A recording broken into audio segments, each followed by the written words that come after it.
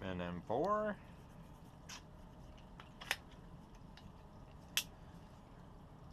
Build quality, I don't know. My rail's not loose like other people's rails are. Biggest complaint is the stock on this thing. It's a little loose. Sometimes it'll adjust right. Some people have had issues with their screw being loose.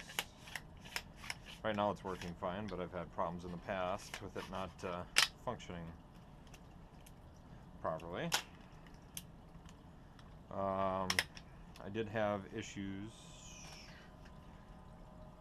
with the trigger assembly. Pull out the old manual here and look at it again. That would be the response cylinder, because the trigger assembly was still under pressure, which caused the selector switch to be locked in a position and you were unable to move it. And I'm inexperienced with HPA systems and paintball systems for sure, so I had some issues getting it out. As you can see, there's some scratching of the anodizing, if you want to call it that. Trying to get that out. Talked to tech support. Found out that if you screw in the rate of fire screw all the way in, that will relieve the pressure on that cylinder, which will allow you to get the selector switch into its proper position.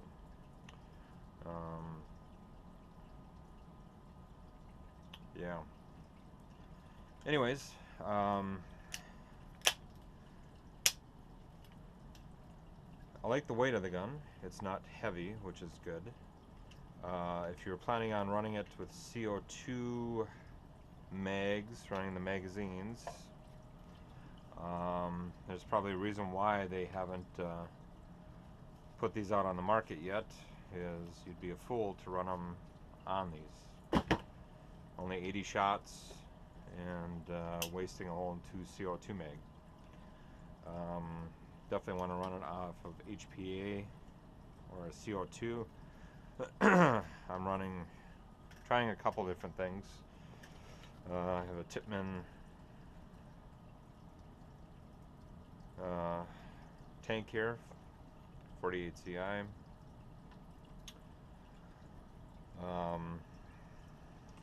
3000 PSI tank. I had it filled up and just trying to get full auto back, because once you mess with the rate of fire screw, which pretty much it's only got one setting. It's either its max rate of fire or semi only. And it's just a hair trigger too. It's if you adjust the screw either way, the wrong way, you'll be in semi fire mode only, and not full auto.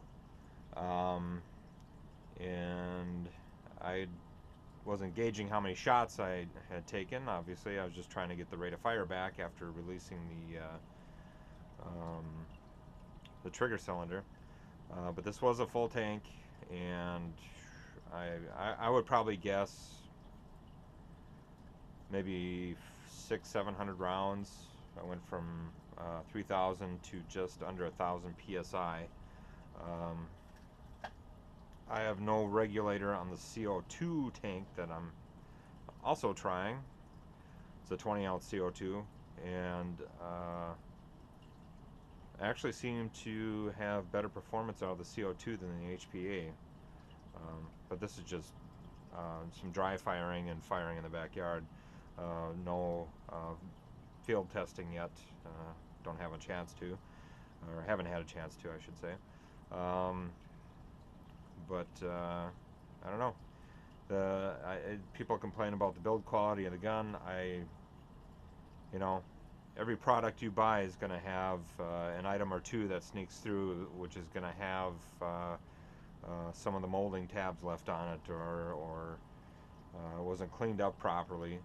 It looks like I don't know if that's accurate on the serial number there, if I have gun number 145. or the number on my stock, which is 188. Um, so, but everything else seems to be tight. The grip is a little small. I prefer a bigger grip for my hand, but it's comfortable still to hold. Trigger response is good. I know people are complaining about the blowback. I'm still relatively new to this. I have an ICS Transform 4, which is a blowback, and I'm really hadn't used it in a while. In a month or so, I only get to play about once a month, and I forgot how much recoil I had in that thing. But if you're looking for a more realistic gun, not a Polar Star or an SMP system or the other HPA systems out there, I think this is probably closer to what you're looking for. It's definitely loud. It's not going to be your silent little fart noise that you're going to get out of some of the other guns. But you know, if you're wanting that, then you build that. If you're looking for something that you'd want to go make a lot of noise and go shoot, then shoot this. I'm using the Ninja micro bore straight line with the slide check, which is nice. The one thing I don't like about the slide check is it's easy to bump, and I accidentally bumped it a couple times while firing, which of course releases some of the air. I may just use some kind of a Velcro zip tie or of some sorts to hold it on either end to keep it in its position, so it either stays closed or stays open, one of the two. You don't want to be bumping that out on the field and lose your bottle. So anyways, I'm gonna, hopefully everything stayed tuned. I'm gonna go fire a few rounds out the back door. I have a very small yard, neighbors are right next door, so most I can do is just aim at some stuff in the backyard through my back door and just go from there. So, and the other thing with this, the mags are in there, at least on my gun. They're very tight, so you really have to slam them in there to get them in there. So, which is a good and bad thing, I guess. If you're trying to reload quick, it may cause a problem, but you don't have to worry about it falling out, that's for sure. So we'll go pump a few rounds out the back door and see what happens, see if it fires in full auto. I'm pretty sure I got it dialed back in again. Like I said, I burnt most of this tank just trying to find full auto on it. And this gun anyways, you're probably going to want to fire just in semi-auto mode anyways, because you're not going to be getting the rounds per second like you would be out of a standard AEG or even a Polar Star. If you're looking to do 30 rounds a second, you might as well just build a Polar Star and be done with it. So, open up the bottle. I might have to hold the bottle underneath my arm.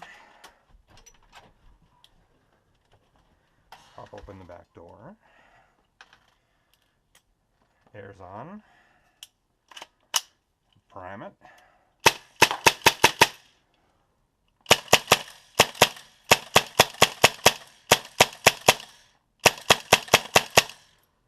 Let's do full auto.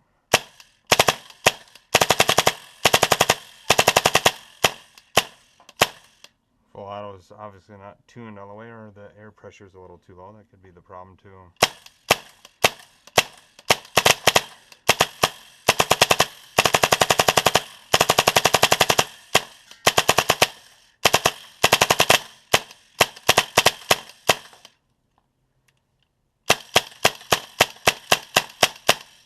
Looks like I'm out.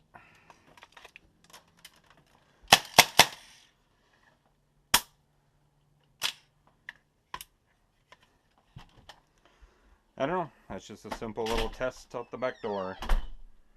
Like I said, it could be better, but you're spending $400, $450 for a gun. You're not spending $800 for a gun. So you get what you get. if you want to buy a Dodge Neon for a car, or if you want to buy a Ferrari. But they all have their problems. Polar Stars have problems. S&P systems have their problems. Say, brand new system, it's going to have problems too. So take it